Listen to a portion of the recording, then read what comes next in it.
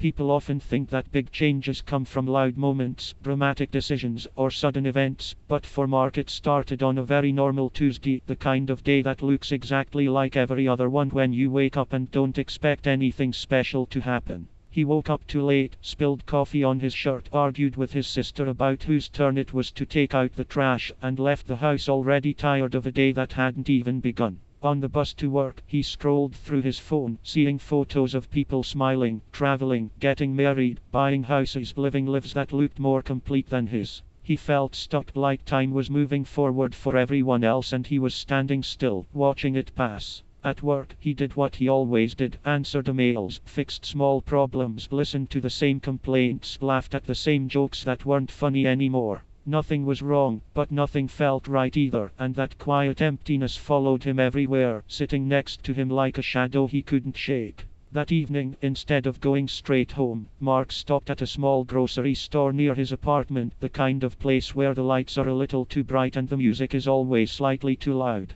He walked through the aisles without thinking, throwing the same things into his basket: bread, pasta, milk, something easy for dinner. At the checkout line, he noticed an older man struggling to count coins, his hands shaking, his face tired and embarrassed as people behind him sighed quietly. Without thinking too much, Mark stepped forward and paid the difference. It was a small thing, barely worth mentioning, but the way the man looked at him, surprised, grateful, almost emotional, stayed with him long after he left the store. Outside, the air felt colder, sharper, but somehow cleaner. Mark realized it was the first time that day he felt truly present, not lost in his head, not comparing himself to others, just there, in the moment, doing something simple that mattered to someone else. Over the next weeks, small moments like that began to add up. Mark started noticing things he had ignored before: the neighbor who always walked her dog alone, the co-worker who stayed late every night without complaining, his sister quietly supporting the family without ever asking for thanks. He began listening more and talking less, asking people how they were and actually waiting for the answer. Some days were still heavy, and he didn't suddenly become happy or successful or confident, but he felt connected in a way he hadn't before.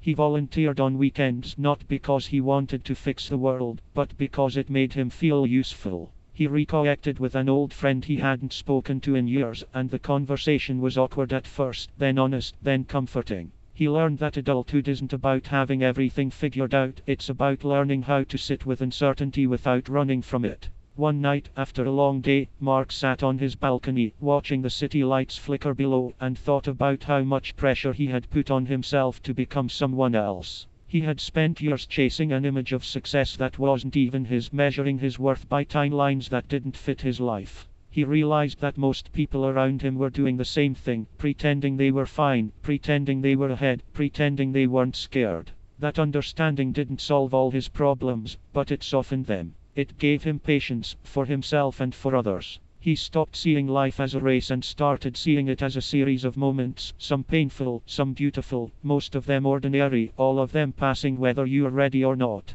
Months later, nothing about Mark's life looked dramatic from the outside. He still lived in the same apartment, worked a similar job, took the same bus routes. But inside, something had shifted. He no longer waited for life to start. He showed up for it, even on boring days, even when he felt unsure. He learned that meaning doesn't come from big achievements alone, but from how you treat people, how you handle disappointment, how you keep going when no one is watching. And while he still didn't have all the answers, he finally understood something important. Life doesn't change all at once. It changes quietly, slowly, in the way you choose to live your ordinary days. As time went on, Mark began to notice that his reactions to life were changing even more than his circumstances. Situations that once would have sent him into frustration or self-doubt now felt easier to handle, not because they stopped being difficult, but because he stopped taking them as personal failures. When a project at work fell apart, he no longer replayed the mistake in his head for days. He owned it, fixed what he could, and moved on. When his sister snapped at him during a stressful week, he didn't respond with anger. He saw the exhaustion behind her words and offered help instead of silence. These changes weren't dramatic or visible to others right away, but for Mark, they felt like proof that he was finally growing into himself instead of running from who he was. One unexpected change came through people. Mark found himself attracting different kinds of conversations, deeper ones. A coworker opened up about burnout during a late shift. A neighbor shared stories about losing her husband years ago and learning how to rebuild a life alone. Mark didn't try to fix anyone anymore. He simply listened, and that listening became a quiet form of connection. He realized that most people didn't want answers, they wanted to feel understood, to know that their struggles weren't invisible. In those moments, Mark felt something he hadn't felt in years, a sense of belonging that didn't depend on success or approval. It came from being present, from sharing the weight of being human. There were still nights when doubt returned. Nights when Mark lay awake wondering if this slower, quieter life was enough, if he should be doing more, chasing more, becoming more. Social media still showed him versions of life that looked faster and brighter.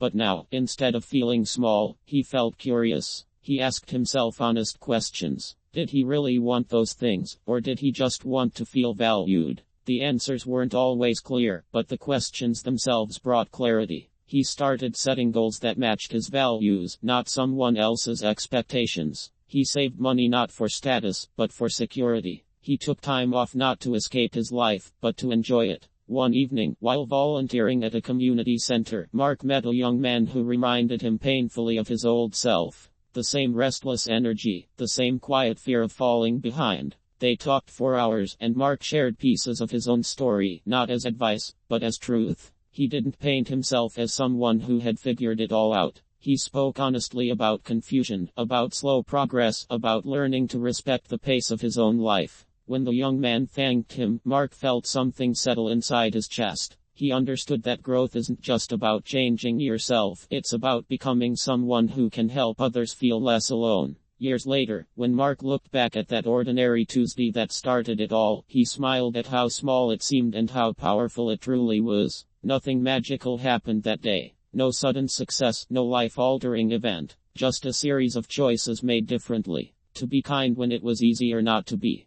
To stay present instead of escaping. To accept himself instead of constantly comparing. Life didn't become perfect, but it became real, full of texture, meaning, and quiet strength. And Mark learned the lesson that would stay with him forever. You don't need to change your whole life to change your life. Sometimes, all it takes is choosing to live your ordinary days with intention, and letting that be enough.